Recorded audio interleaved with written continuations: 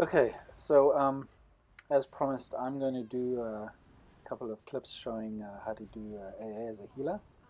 Um, so just opening up there, basically this first fight is not a big deal.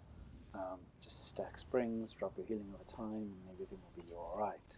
Make sure that you are there in the middle of the group healing everyone. At this point here, someone needs to cast Rapids. It allows you to run through all those whirlwinds without any issues. Um, Again, this is just a simple trash pull. Just drop your mitts, drop your heal over times, drop your springs, keep everyone up. Not a very complicated fight at all. Um, this is just the warm up. Basically, now you're going to run up the stairs. You're going to get struck by lightning. What I usually do is I just cast springs in random spots so that everyone gets a bit of a heal. Ensures that everyone comes through with full health. This fight is your first overcharger. You want to run in and drop a mitt. Preferably a Nova. If you saw me drop a Nova there, it's typically what we would do. Drop your heal over times, drop your springs, and just burn the overcharger first, and then move on to your other victims. So now we're running up basically to the first boss. So this is where things are going to get interesting. So essentially what we do is we run in, tank pulse boss. This fight is very simple. The issue is that there's some glitches. So as a healer, what you want to do is, first of all, keep an eye out for that AoE. Keep your huts down, keep your big rituals down. Make sure that you're grouping the entire team with your springs, that you're covering everyone. What's going to happen is occasionally he's going to summon this lightning that will kill everyone, and you have to run to the yellow circle on the ground. As a healer, what you want to do is try and time your run so that when you get there, you're springsing everyone else as they come in, or Breath of Lifing them to keep them alive. What you'll see is this fight is very repetitive. Basically the same thing. Every time you run out of a yellow circle safety area, he's going to drop an AoE. You need to be inside your group healing them when that happens. You don't want your DPSs to wait until it goes away because it's a DPS loss. Pretty much other than that, all you're doing in this fight is you're putting down your mitts when necessary. There really isn't much of a need for mitt, to be honest. You're putting down your power of your light constantly so that he's always got it up. And you're standing behind the group making sure they get combat prayer, healing springs, and your heal over times. Very, very simple fight. Sometimes those yellow circles are invisible, which makes it a little trickier. So moving on, I'm running right side today. So what we do is everyone wards up before we go. I typically don't need to run a ward because I'm an Argonian. Plus I'm running mending, so there's a bit of a debuff going on for all the ads. But what you'll see is everyone wards up. We travel in. Essentially what's going to happen is we're going to appear and we're going to immediately get attacked by an overcharger. If you do not ward up or block, you will die. The trick here is to get your huts down, get your springs down. If you have a Nova, get a Nova down. Melt the overcharger, then flip to the other guys and melt them. This is trickier than it looks, but you'll get it. It's not that hard. As a healer, it's a pretty simple fight. Whenever there's an overcharger, you want to drop a mitt, you want to drop your heal over times, and you want to make sure that you're on springs. So we run over the bridge, we jump on the rock. Essentially what we're doing here is we're getting three or four overcharges in a row. We're melting them down. What you'll see is that there's a mitt rotation, so you'll see I'll drop my mitt any second now for the next overcharger. Everyone will drop a mitt, whether it's a Veil or a Nova. What it'll allow us to do is melt the overcharger and then pick off all the ads. Essentially, it's a pretty simple fight. Whenever you see an overcharger, you drop a mitt. Moving on to the next boss. So this boss has some interesting mechanics. The way we do him is allows me to stand behind group, which gives me a real good space to do combat prayer. Essentially what you're trying to do here is put your huts down as usual, doing springs, keeping combat prayer up so that they get the buff. And essentially it's a pretty simple fight. He only has a few mechanics. He pulls in the ads. What you're going to find is off tank is running around trying to get the ads to stack. So you're going to have to keep an eye on him, Breath of Life him when he needs it. Ideally you would stack on boss and essentially just melt the ads. He's going to go into a different phase at about 75%. So what you'll see is as we get to 75%, he's going to do what we call the clench phase, where he's going to kind of lean on himself. You need to back up. Everyone needs to hold block. Ideally at this stage you'd have a healer on each side. Each healer would be providing stam via their master resto plus healing, and that will keep everyone up in theory. Moving back in, if there's chain spinners, typically we will drop a mitt, make sure that we can neutralize it as much as possible, and essentially you just rinse and repeat the entire fight. If you do not back down, if you do not back up, if you do not block, you will die. It's very simple. Like I said, really from a healer perspective, what you're doing is the standard, applying power of the light, putting down combat pair, putting down your hots, making sure that everyone's in spring, breath of life, and what is needed, and of course putting down your blockade. So pretty simple fight. The biggest thing there is just making sure that the positioning is spot on, making sure that you're standing back, making sure that you're applying combat prayer, and everyone is standing in your springs, including yourself. This part here is really simple. It's pretty much just run through, burn the imps, melt them, move on to the next area.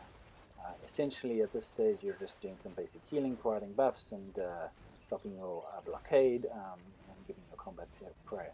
Okay, so next boss. So this boss is pretty simple, as well they all are. Essentially everyone is assigned a pillar. We're going to pull boss. She's going to drop these little AoEs. It's kind of like the AoEs in horror. They do damage if they stack, so you want to keep kind of doing a little bit of a dance, but not too much.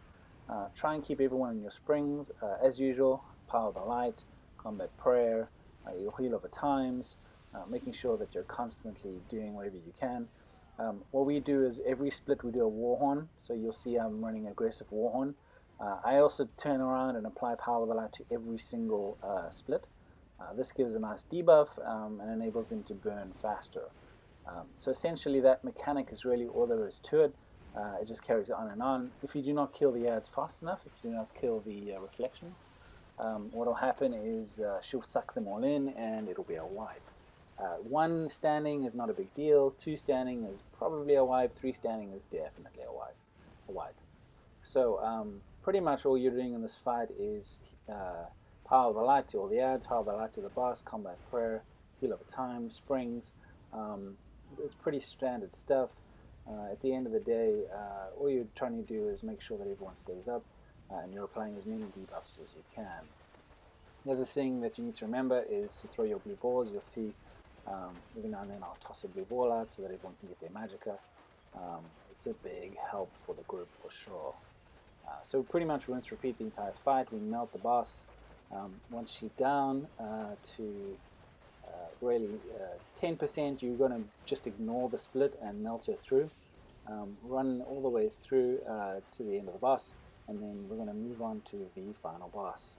Typically this is a bit of a delayed area because tank has to switch gear, mostly because they tank in a separate area. This one was a little bit longer than usual, really because we lost DC. One of the guys DC'd, and we had to wait for him to get back on. So essentially what you would normally do is tank would just change gears, you run back in, you'd rush across. We typically target right first for the overcharger, drop a mitt, as you can see, burn the overcharger, melt him. Off tank and tank are busy pulling ads away so that we can melt the overcharger. We then immediately switch over to the other overcharger, someone else drops a mitt, and we melt the overcharger, and we switch over to the other ads. This fight is pretty simple. It's basically a warm-up before the boss fight. So there's going to be 1, 2 overcharges, then 1, 2 overcharges on this side as well. Once we've melted all the overcharges, boss immediately ags and comes into the battle. So she will float down. You can see I already had a power of the light on her. This is a prime opportunity to get some damage in before anything goes off. So what we would do here is we would basically just melt boss as much as we can. And she'll summon an axe, which will be drawn by tank behind me. In this fight, you can see that I'm basically going to be healing tank and group. So this allows me the opportunity, at least up to the first 4 axes, to focus group and then just give tank the occasional breath of life. Make sure that tank has shards when needed. Typically we find up to 4 axes he can tank by himself. Then the boss will start summoning these reflections. The reflections will do damage to everyone. You have to melt them. So what I would do is usual above power of the light. Make sure that everyone's standing on my combat prayers. The fight is pretty simple. It's exactly like that. Those black holes are going to spawn there. You're going to want to watch out for them. Move away wherever you can. This was the one fight where you are going to do a lot of breath of life in. People are going to be running around. What's going to happen is when they get too close to each other, they're going to get chain lightning, they're going to take damage, and if you stand on the black hole for too long, you will die. There are also mines that appear. What you want to do is pop a shield, walk over the mine, get rid of it so that no one else gets killed by it. And then basically you just kind of carry on. If your team has the DPS, you won't get more than 3 or 4 axes. At 15%, what's going to happen is the boss is going to go into what we call a burn phase. So she's going to do this. Everyone needs to walk in and stack on boss. What we typically do here is we drop our heal over times. We make sure that we have our combat prayer up, and we start springs. And it's imperative that you constantly spring. As she gets lower, the damage gets higher. We do a mid rotation here, so you can see I've got a Nova already that I've been saving specifically for this part of the fight. I drop my Nova there at about 5%. That's just enough for us to melt it through to the end without losing the mid. That mid plus springs from me, springs from other healer, and the heal over time is enough to keep us up. Typically what you'll find is if you don't have the heals or you don't have the deeps, this is a very, very tiring part of the fight and can easily be a wipe. So that's pretty much vAA in a nutshell. I know it was a little bit quick, but I hope that it was helpful in some way. If you like this video, please like it or follow me or leave a comment. I'll be doing all the vet trials in this manner so you can see how I run them.